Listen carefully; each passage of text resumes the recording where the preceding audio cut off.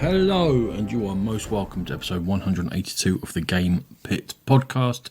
My name's Ronan, joining you from my wet and soggy West London in the UK, and this is a podcast about modern tabletop gaming, and this episode is a Picking Over the Bones episode in which I'm going to be picking over the bones, reviewing and pulling apart 7 games which have been hitting my table recently. And we will pile straight in with a huge Kickstarter release, Burncycle, designed by Josh J. Carlson, Shannon Wedge, publishers Chip Theory Games, 1 to 4 players, listed playtime 45 to only 180 minutes, we'll get to that.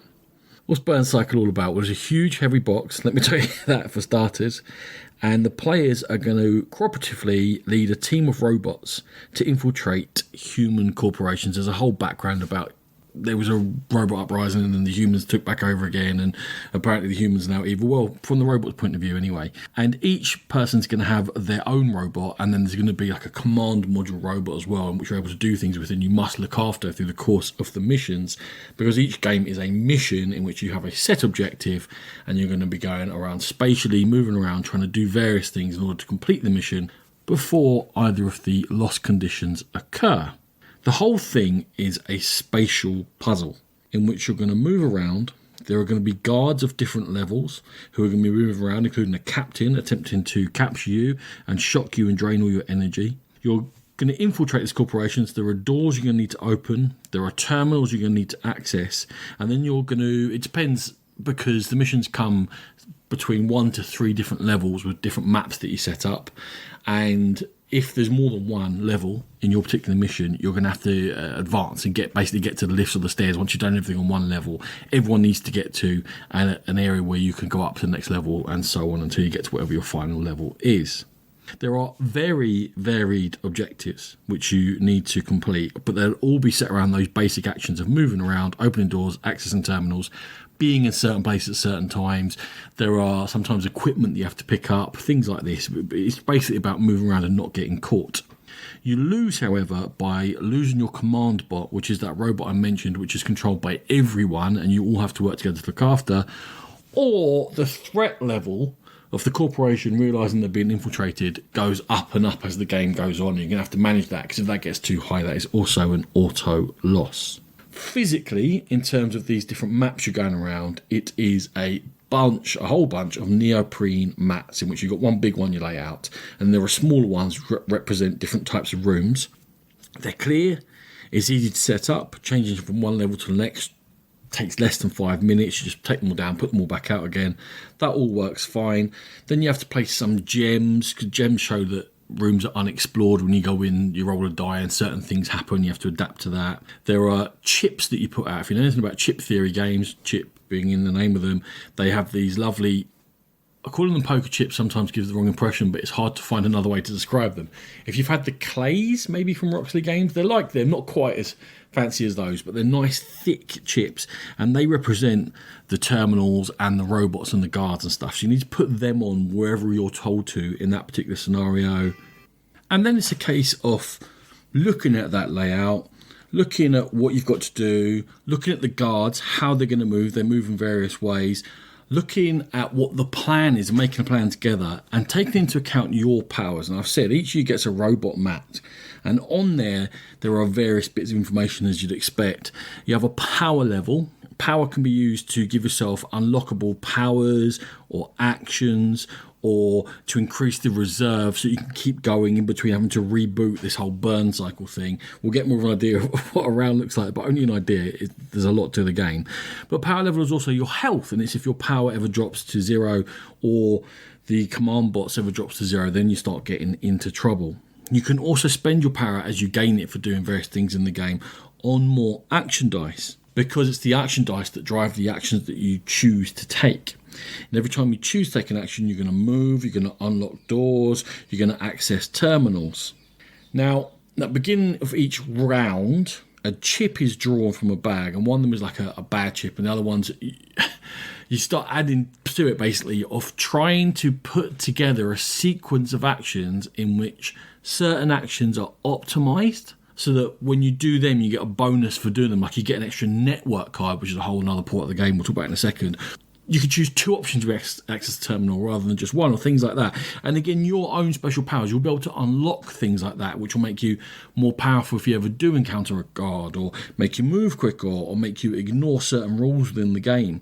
And it's how all of this interlocks together is going to have you making tactical decisions all the time, alongside the strategy of overall, how do we follow out our plan to get through this particular level? And as I say, 1 to 3 levels for each mission. Now, these action chips get laid out, and it can cost power to get more available to you, so you have more actions before it's the end of a round, and you go through the captain having a go and things like that. And also, after you've done your actions, you get to do network actions according to what chips have been laid out for this round structure.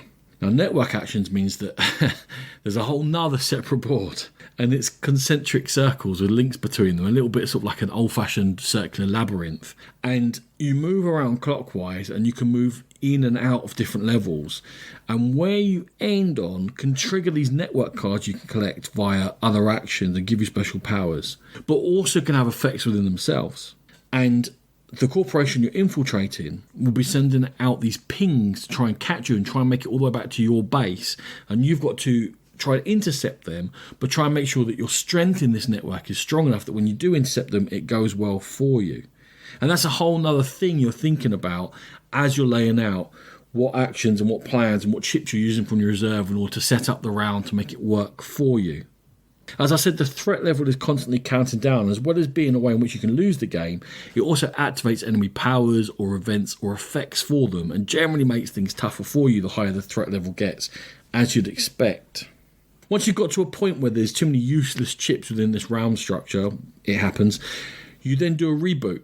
And then the whole burn cycle sort of gets cleared away. You get to get more chips back into your reserve, and then nothing major happens. You just carry on playing the game. You just keep rolling through, but it's just a way that you can then reset things, and there's small resets throughout the game at points in which the players have a lot of control over when that's going to happen. As a product, Burncycle is physically very, very impressive. As you'd expect, Chip Theory Games have got an incredible reputation for making high-level products. It comes through Burncycle entirely. At times there are things that are a little fiddly, but actually with a game of this complexity, I think they've done very well to make it not too fiddly physically, and to use clever use of components and try and make things very clear as to what each thing does and how a guard moves. Now, they've got to think about it. Each of these robots have got different powers, and in fact, the same robots you use as your player robots can be the command bot, which flips them over, and they have a different set of powers as well. And then you have all these other powers flying off in the game, and depending on which corporation you're going into, their threat level has different effects, and different captains have different effects, and there's a lot going on. So trying to make that all work within a structure without having loads and loads of exceptions to rules, and without having to use too many different components, I think it's been very impressive the way they did it. That being said, Burncycle is very difficult to learn. Now, this comes with the territory. This isn't like it's a 10-minute card game that's very difficult to learn. When it says the playtime goes up to 180 minutes, well, I've heard of games going up to 8 hours. When you know a game goes to 8 hours, I think you expect to have to put some effort into learning it.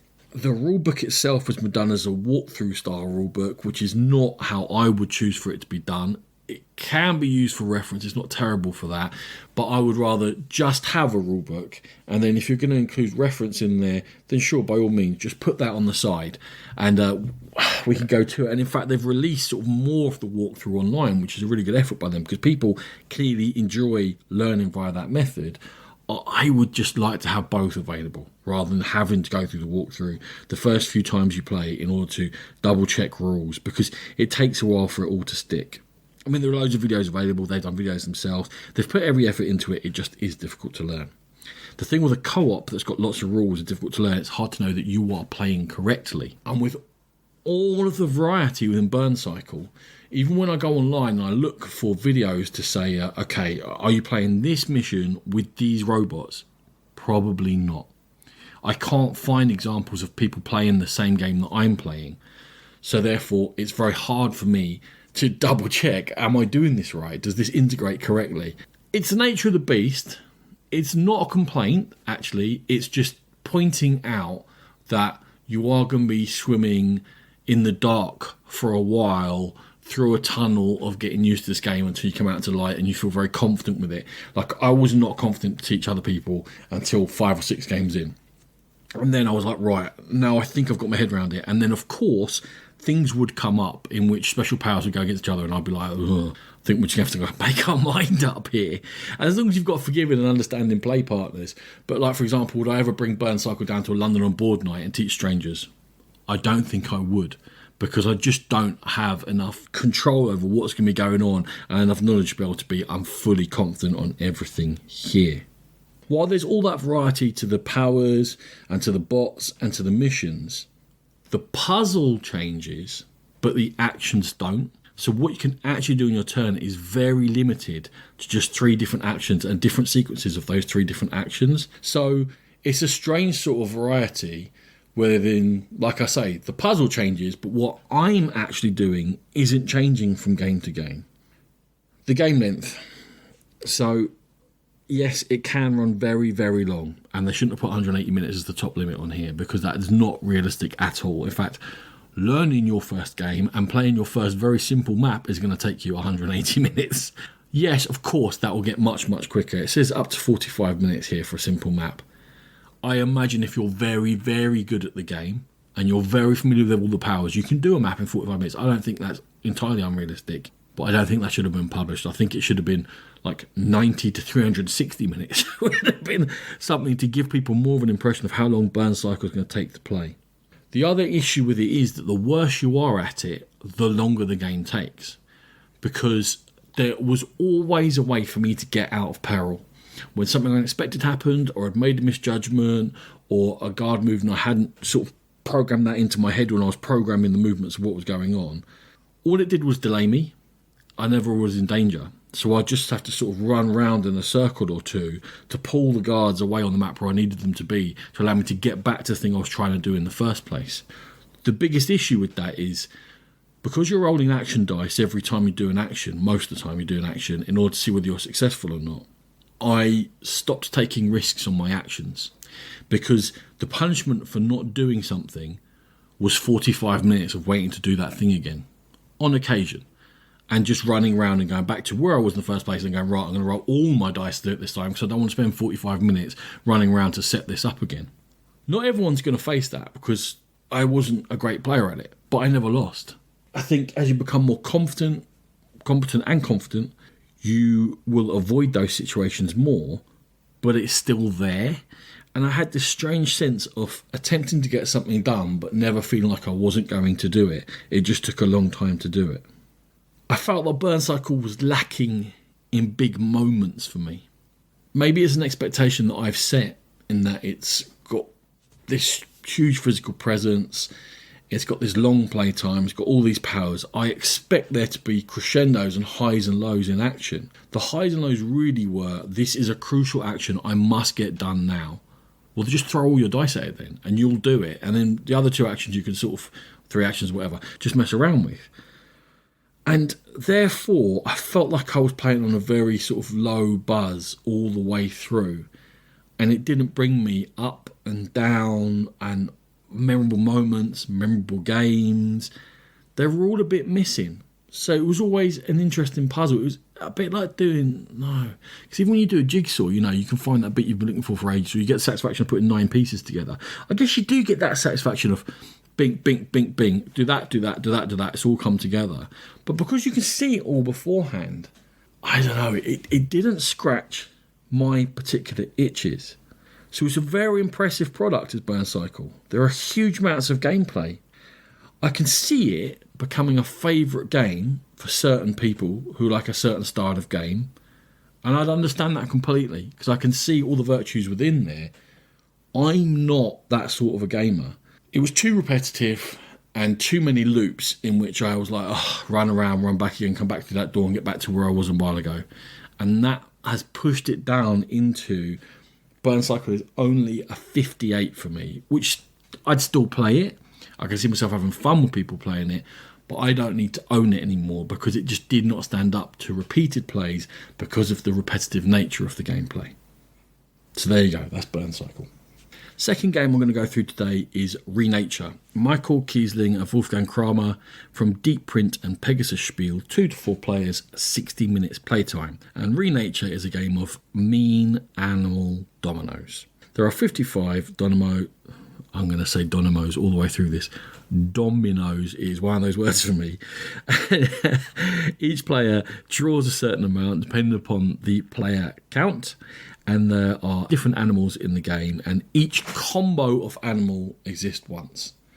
Every player has a hand of 3 available to them, and on your turn you're going to take one of your 3 face-up dominoes and place it on one of the paths, which represent streams, around the board, and they surround planting areas of various sizes which correspond to how many points they're going to be worth. Once you've placed one of your dominoes, and the animal must match up to another animal, by the way, hence the domino thing, you may plant in a space that's adjacent to the domino you have just laid. You have plants available to you at a limited number of them. They are in values 1 to 4. It doesn't cost you anything to plant them, by the way. It just represents their strength in area control.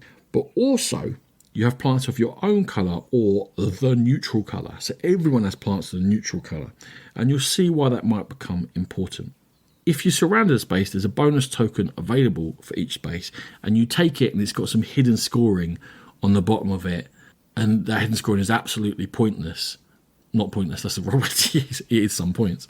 But it's very, very little difference in the scoring. I don't know why it's hidden. And there's very little variety in how many they score. It's a weird thing. It's one of those things they put in that I just say, okay, great.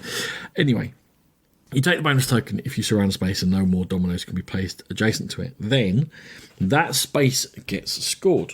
And like I say, the size of it corresponds to how many points are available to it for the colours that are in first and second place. However, 2 things. Firstly, neutral counts. So if neutral is in first place, no one scores the first place points, or in second, no one counts them.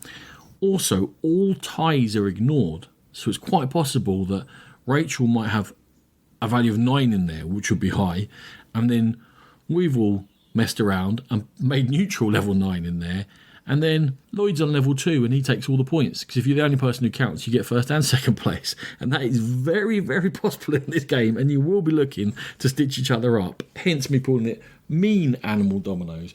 It's got this nice, bright forestry animal artwork that lures you in. And then you start playing. And it's one of those games where people go, oh, and their faces dawn. And the meaner starts coming through and they go, hold on, what happened here? The other things you can do is there are cloud actions. You just have 6 clouds available, so you have a very limited amount you can do with them. But you can actually reclaim a plant, a neutral one, or your own colour, so you can use them again. But any plants left on your board at the end of the game are going to cost you points, so you are very much encouraged to play, and you must get those neutral ones out. So you may as well be mean with them, right? There's no, you've got to get them out. You may as well screw other people over. Why not? You can also change the animal which is currently wild, which allows you not to get stuck so much. And then you can collect clouds. There's like 4 available on the whole board. You can collect them. They're worth a point at the end of the game. Or you can take actions with them. They sometimes are relevant, but I will say with Renature that I mentioned the production and the art. Production is very good. Okay, they're lovely wooden dominoes and the artwork is all fine, but it doesn't do this game any favours in terms of promoting exactly what it is and exactly what the nature of the gameplay is. It's not a family game, although families could play it. There's more to it than that.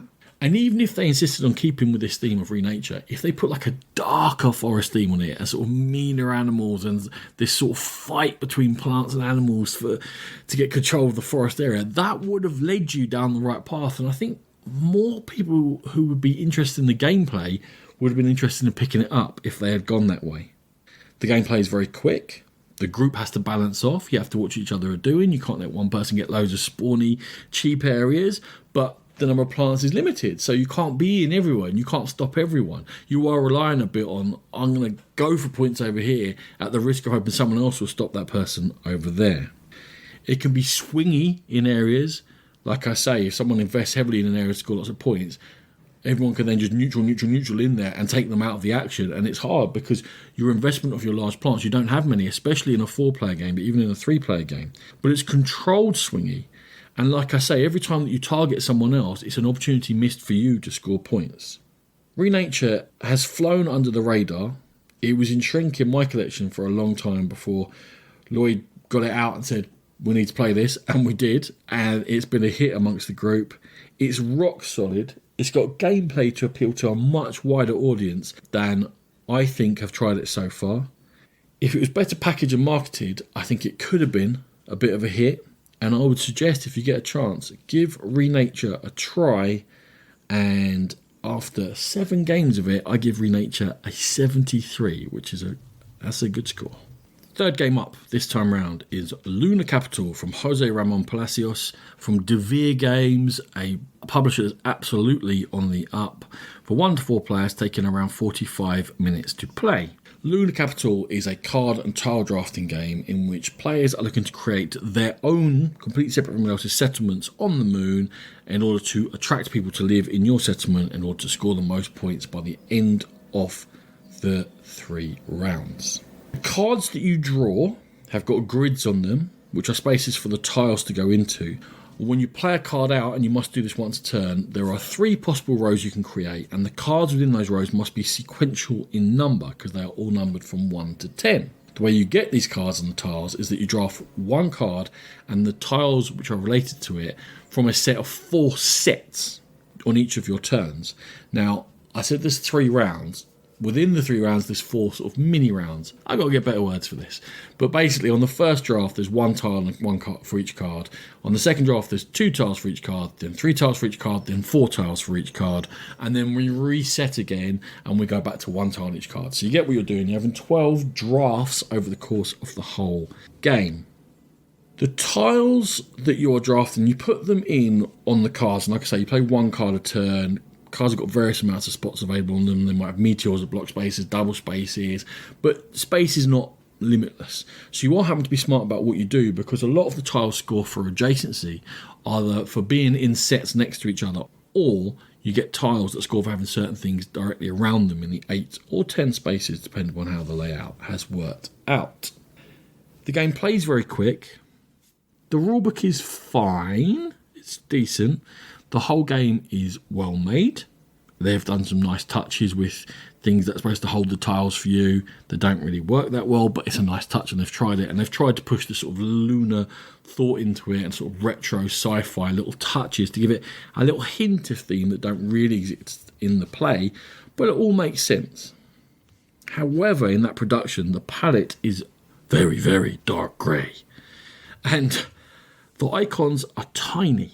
And some of the icons are very, very similar to each other. And I mean like small differences on an icon within a small icon, within a small bit of art on a small tile. So yeah, we're going through 4 levels down to see, oh, that's the difference in these things? Woo, okay. It's fine for where I usually play board games because I've got an industrial light I can turn on and my eyesight close up is pretty good. But it's a drafting game. And if you don't have perfect conditions, or if your eyesight is not that hot, it's very hard to tell what others are doing and what they're after. And there are too many varieties of similar tiles that score for stuff. So you've got these greenhouses that people want sets of, but it's very hard to tell what the greenhouse they have. Or these are production facilities. There's 3 different production facilities, and the only difference is a very, very small shape on the tile. And they can be scored by things adjacent to them, but they score for themselves and the biggest set. And trying to work out what other people are prioritising is hard just because of the production and the look. And all right, you might say that's only a production issue, but this is a drafting game. And the whole point of a drafting game is that I know what you want and I know what I want, and then I'm able to make a judgment as to what it's worth taking. The stuff that I want and the stuff that you want as well, and whether it's worth me screwing you over to lose a few points.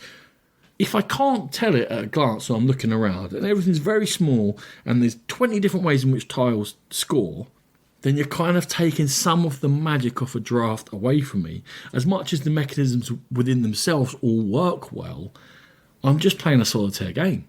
And then we look up at each other at the end and go, what did you score? What did you score? Oh, you got them. Oh, you had a load of them, did you? Oh, I had some of these. Oh, you had those. So if you prefer a more solitaire tile layout, I think you're going to enjoy this a lot. I felt it was a game of missed opportunities. There's objectives you can score at the end of each of those, like 3 bigger rounds. I'd still need better words. They all seem super easy. People just tend to get them. Lunar Capital is a pleasant game, but it's forgettable. I think there are production errors. I think it needed more focused scoring without these lots and lots and lots of different possibilities. It's worth a tinkle in good lighting, in good company, for 45 minutes of solving your own little solitaire puzzle. Play it once or twice, you'll be done with it. But it's cool. So I gave Lunar Capital a 60 out of 100.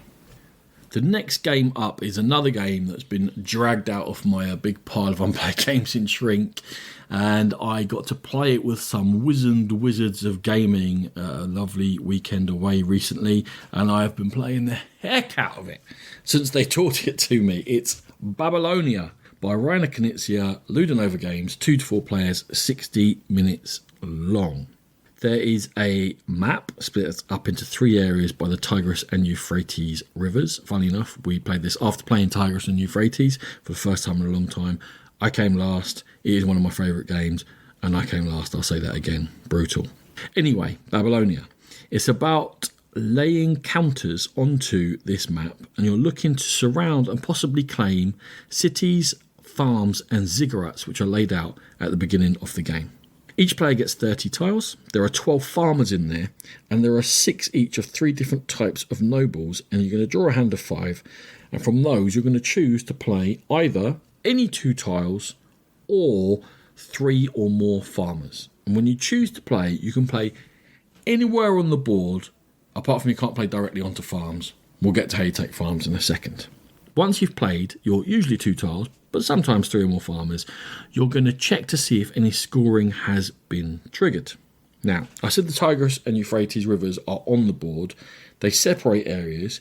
You can go on them, but you have to go face down, which affects farmer play, but anyway you can. They can be adjacent to cities. However, a city is completed when only the land spaces around it have been filled up. That is an edge case, don't worry about it too much. Once you surround a city on land, you're going to score the cities. Now, the first thing is, every noble, which is a symbol that matches the symbols on the city, which is linked by counters of that player's colour to that city, is going to score 2 points. Try and dig into that a little bit. Each of the cities have got 1, 2 or 3 symbols on, which match the symbols on your nobles. And what you're trying to do is, let's say there were 3 cities which were near each other and they all had stars on them. If I can get a group of star nobles down which connect up to them, let's say I've got 4 nobles down, each time one of those cities is surrounded, I'm going to score 8 points. And that is a lovely tactic, and everyone else is going to stop me from doing it. And if you can get chains that go right across, your star nobles might be miles away. But if you've been smart enough to get a chain across to another city, you're going to score them points again for that, just for being there. It doesn't matter if you surround the city. It doesn't matter if you've got the most nobles around that city. It doesn't matter. As long as you're connected to it, you'll score those points. Then, however, whoever has got the majority of markers around this city, you count those in the rivers, but you don't need to be there. Again, I'll just keep going on about an edge case and be a bit of a weirdo about that. They get to take that city. Why do you want to take a city? Because every city you have in front of you will score you 1 point every time any city is taken. For farms, there are 2 different types of farms, but to go on them, you must first have a counter adjacent to them. So this is the one time you cannot drop into anywhere on the board. You must go adjacent and then onto it. Some of them have just straight up points, 5, 6 or 7. Some of them have got points per city claimed, which is a nice sort of teetering point there at which they become very valuable once there's like 12 cities claimed by all the players in the game. Especially they're more valuable in higher player counts. For ziggurats, every time you go adjacent to a zig, you get 1 point for every ziggurat that you are adjacent to anywhere on the board. So if I go adjacent to my 5th one, that putting down is just worth 5 points by itself. However, once the ziggurat gets surrounded, whoever's got the majority around it gets to choose one of the 7 special powers available in the game, going from straight up points to another action, to the ability to play more tiles, be able to parachute directly onto farms, and various different things that let you just break the rules in a slightly different way. The size of the player area adjusts to those different player counts. You only play with the right-hand side of the board, depending upon how I was looking at it. If it's 2 players, you play with the middle and left. If you're playing with 3 players and the whole lot, if you're playing with 4 players.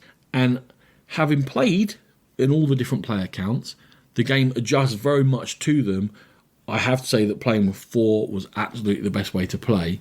3 is cool.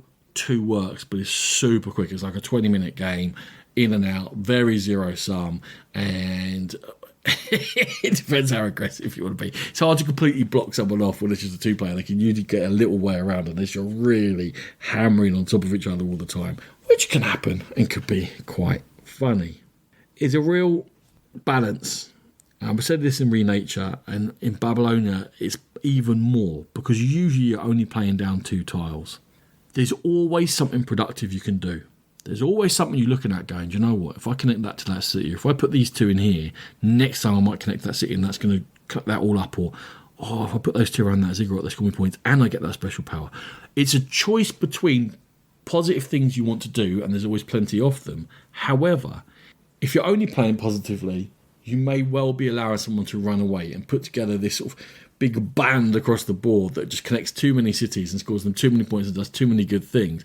So you have to be very aware of other players' play. And that decision between doing it for me or stopping it for you, or the sweet spot, doing both, is absolutely crucial. And you're there going, because even every time you do something good, you're giving up the opportunity to do the other 3 good things you could have done, and you're deciding which of them it is.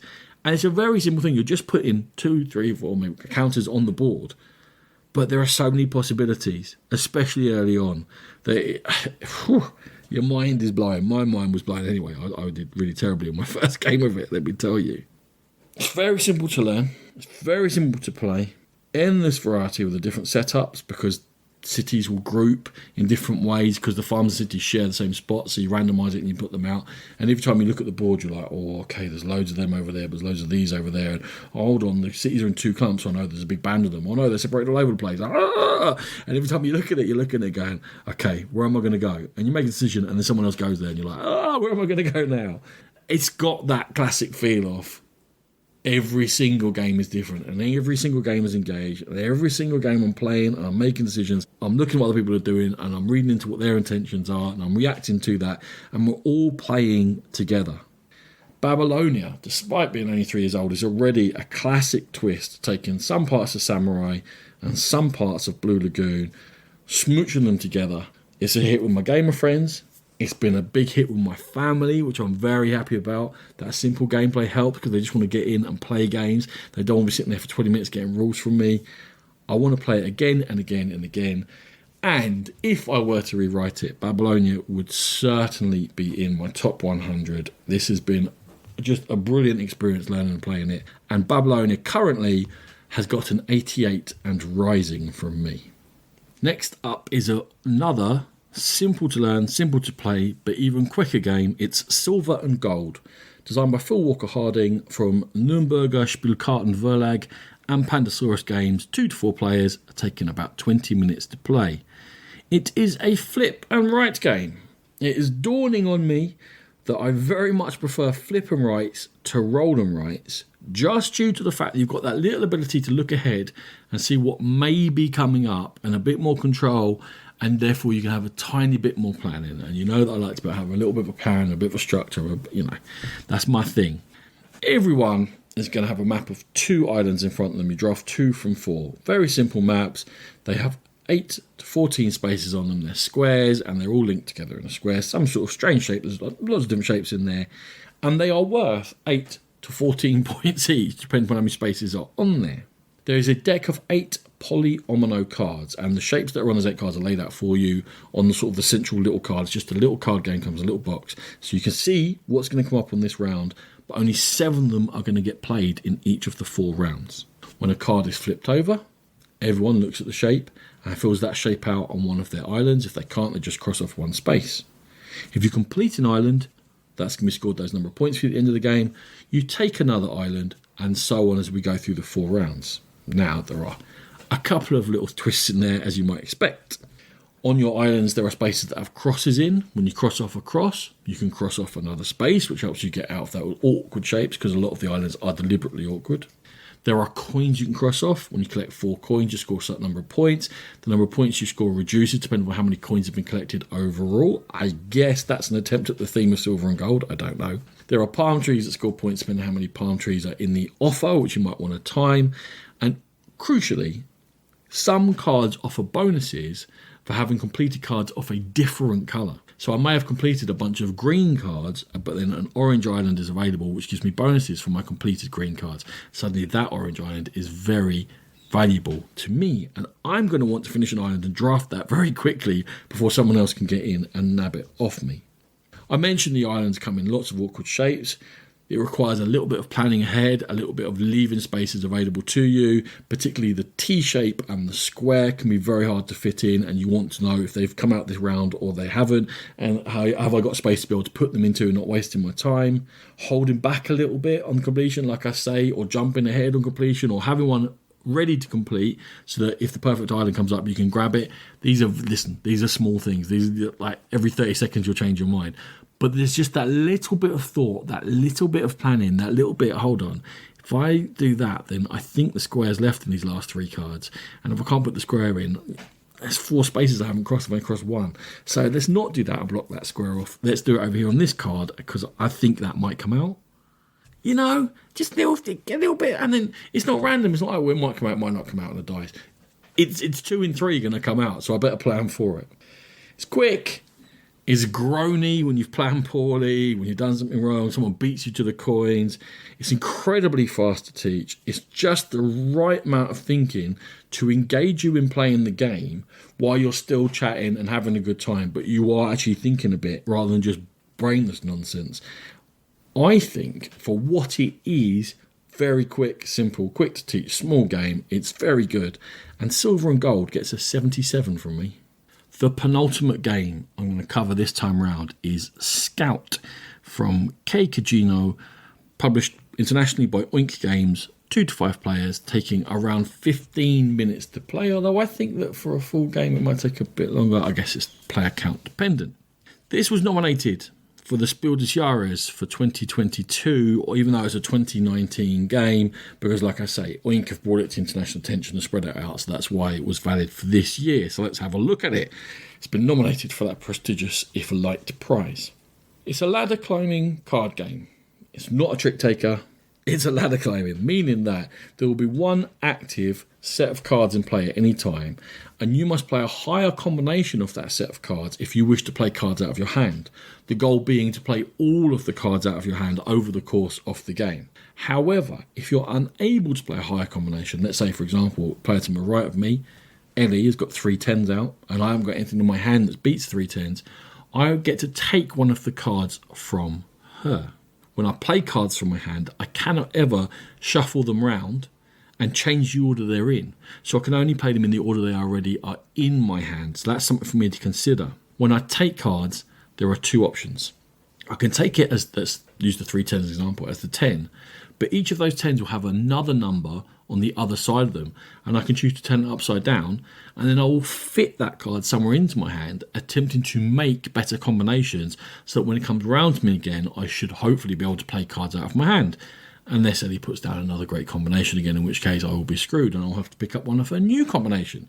And her combination will stay in play until someone can beat it, in which case they take her cards, however many are remaining, and they become scoring cards to them. Every card you're taken at the end of a round is worth 1 point. Every card left in your hand at the end of a round is minus 1 point to you. Very possible to score negative points, and in fact I might only be able to score negative points. I'm not sure I've ever proven otherwise in my few games of Scout.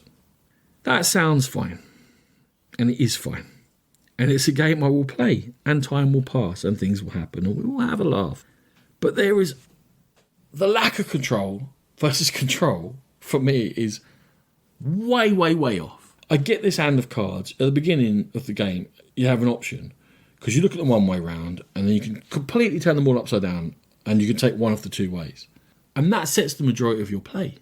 The other huge factor is how well the players on your right are playing, or how well the cards they got dealt worked, or the cards they can pick up work with what they've been dealt. Because if Ellie constantly is playing high combos, I've got equally as well as her, equally good hand, and I can never get them out because she's got them in play first. Other way round, if 2 or 3 players to my right are playing well, and the 1 or 2 players to my right can never get them out, I'm always getting weak combinations to me, so I can always play and pick up cards. Now, you play this over multiple hands in order to try and even that out, and yet in any one hand, I don't feel like I'm particularly in much control as to what's going on with my game. So it leaves me scratching my head a little bit. There's a little game that I reviewed relatively recently, which had the same idea that you take cards and you put them in your hand and you can only play them in the order in your hand. But it was called Photograph Wind the Film. And it had that one mechanism that every time, once around, you could take any card from the left-hand side of your hand and move it forward to the right as many as you wanted to. That one mechanism gave you a feeling of control and made it feel like, I'm not forced to play rubbish. I'm not forced by what I've been drawn. I'm not forced by bad luck. I can, in fact, just take a little bit and like, if I've got 2 9s next to each other, but the other 9 that I've got is miles away with nothing next to it, does any good. I've got to play all the cards in between out. I've got no way of getting it. I know I'm talking about making this game different. If I had that wind the film capability to move that 9 across to those 9s, maybe every time I take a card, I also get to do a wind. Man, now I feel a little bit in control. I'm still at the mercy of cards. I'm still at the mercy of what comes around to me. I'm still at the mercy of what everyone else is doing. But I feel like I have a little bit more control. In Scout, I just didn't have control. It happens. And I mean, you play it in good company and have a good time. And you can chat and you can laugh. This is not a Splodishara's nominee for me. Did I hate it? No, I didn't hate it. It was too inoffensive to hate. It was just okay. It's a 51. Scout. I just don't understand the fuss. The final game for this episode is Messina 1347, designed by Raul Fernandez Aparicio and Vladimir Sushi from Delicious and Rio Grande Games. It's for 1 to 4 players and takes about 120 minutes to play. We are firmly in Euroland here. It's a game named after a European city. Come on.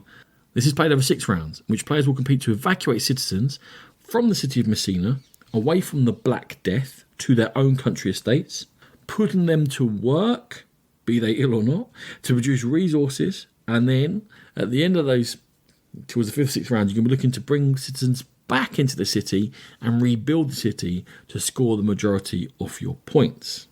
There's a action selection thing here, which is very worker placement adjacent. I don't know if it's actually worker placement or not. Someone who cares about those definitions is going to tell me. There's meeples basically in a city of hexes, and you can move your meeple around, but only one meeple could take an action in a hex on any one turn. When you take actions, you collect resources or you collect citizens, and you take them out to your estate and you put them into sick huts or into other areas of your estate, and you can use fire to burn rats, and if you don't, you're going to get negative points because you're taking ill citizens rather than non-ill ones. Once you've got them on your estate, they progress through these sickness huts and give you little things, and they become healthy, and then you can put them to work in workshops, which you can build, which will give you more resources, different ways of doing things. And there's also an estate area, which is like a little map with 3 different areas in it. And you've got overseers, which 5 different actions you can move around. As they move around, they can trigger these citizens you've put to work in your estate to give you bonuses of resources and whatever it might be that you want to get. But like I say, the big point moves come towards the end when you put citizens back into the town. They no longer can make resources for you, but towards the end of the game you don't care as much, and you have to spend lots of resources to rebuild these buildings and claim them, and each hex can only be rebuilt once. I really like the idea of the ebb and flow of people, of the taking them out and putting them back in again and preparing. And I like that idea that you're this sort of benevolent nobility who's looking to do their best and realises that if they act now, although there's going to be a bad time, there's going to be fire and plague in the city, if we plan ahead, once we got that under control, we can move back in and rebuild and make things better again. I actually think that's a very nice idea. Within that idea, I'm not quite sure why all the bonuses and actions and the production is quite so granular and fiddly. I don't quite know why there's this separate little estate map with 3 separate systems on there with 3 separate overseers you move around, which can trigger in different ways and different things, and they're all going to give you basically the same sort of stuff. There's a limited number of resources in the game. There's wood and whatever there is. And I wish that they'd focused on the heart and the rhythm of the game rather than breaking up the rhythm by making you make lots of tiny little moves and decisions. I'll get one of those here, one of those there, and 2 of those there. It extends the length of the game and isn't giving me much back, and is diluting what the fun part was for me. The movement in the city, where you can block each other off, can be annoying and can be interesting, but they've also mitigated that in that you can pay to do big moves, so that you go into a neighbourhood and you're like, right, great, because I want to do this move this turn, and then 1 away I'll do this move, and then 2 away I'll do that move. And you're kind of watching what the player near you's doing, and then suddenly someone comes from miles away and pays to move across the city and jump into the space you're planning for. You're like, that's annoying. But I can always move and jump across to somewhere else and get the thing I want, more or less. It's just going to cost me more. So it doesn't feel restrictive enough or plannable enough to be really fun. It's just like a sort of, you went there, I meant to go there. Okay, let me look around again. I'm going to go there. It becomes more competitive at the end when you're looking to rebuild, because each hex can be rebuilt once. And yet still, there's a lot of mitigations, and a lot of the rebuilds are sort of generic, like you need some wood, you need some of this, you need some of that. I keep saying wood, that's about the only reason I can remember in there. Of course it's got wood. And I can always find somewhere to rebuild. And I'm not rebuilding like enough that you blocking me off. Oh, now suddenly I can't spend these. I'll find something to do. There's a way in which I'll twist this, work this, move that overseer, get 2 of them rather than 1 of them. Like, yeah, the whole overseer thing, you give yourself options. So when it moves, you're like, well, okay, let me look. Oh, right, no, I no longer need that. I no need that. So I'll trigger that worker to get that. Because there's so many little things in place. I don't think I'm explaining this very well. I'm never stuck. I never feel like it's hard work. I never feel like, oh no, you've outplayed me there. I always feel like, it doesn't matter, I'll just use this bonus and take that action, and now I've got what I would have got from there anyway, just for a slightly different way. And that doesn't make for a very interesting game. I know what my end goal is. I know how I'll score most points. What I felt like is that you're making me spend an hour extra doing this to just very granularly collect all the things I need, when that hour was really wasted time. If you just made the resource production easier and had confidence to make this a quicker game, a shorter game, in which you go, right, it's 4 rounds long, I'm going here and here and setting this up and setting that up, and it doesn't take 3 turns for that to work through a hut. It's producing this, that's what you're getting. Okay, now I can make a plan back in there, and I'm being more specific in what I'm doing. And I'm not getting lots of everything, which in the end will be 3 this way and 2 that way and 1 that way, and it doesn't really matter. I really think it would have worked with 1 extraction phase where you take people out of the city, and then 1 replacement phase where you put them back in again. There's areas like with the docks that no one ever goes to, don't interact with, it's not worth it, you're in the middle of nowhere, you're not getting enough stuff and you're going to get Black Death. There's bits that just are extraneous, and it feels like we have to throw 4 more mechanisms at a lot of these Euro games than they really need. And we're not making decisions, we're just doing paperwork. I think it's a nice idea that got itself bogged down in that idea that we have to have loads and loads of mechanisms in every Euro game that we make. And it got bogged down in sensibilities that don't suit the original scope of the game or the depth of the game, which is actually quite shallow. Don't make me wade through 5 different mechanisms when I'm actually making very shallow decisions all the way through. It feels like it's got a middle film thrown into the middle of a trilogy that's got a problem that's just getting you from the start game to the end game. I would love to have seen it streamlined and made more perilous.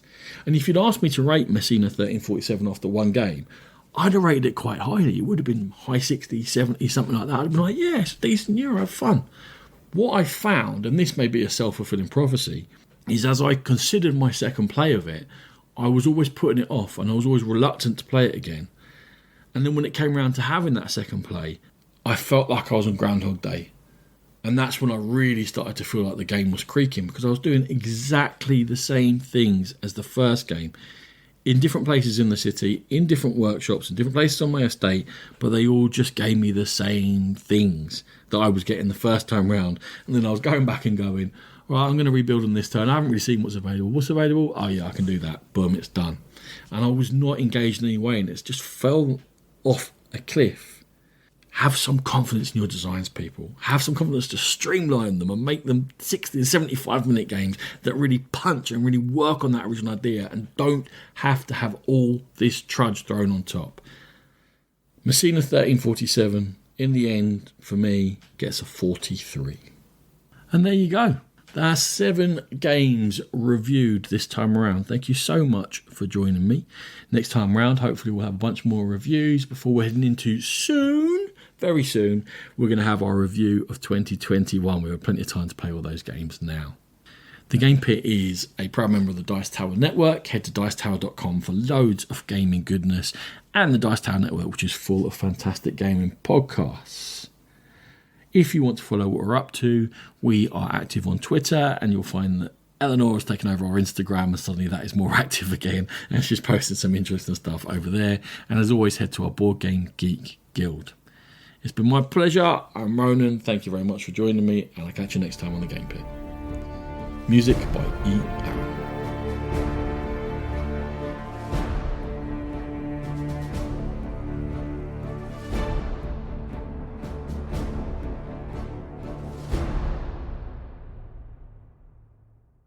Boy, boy, boy.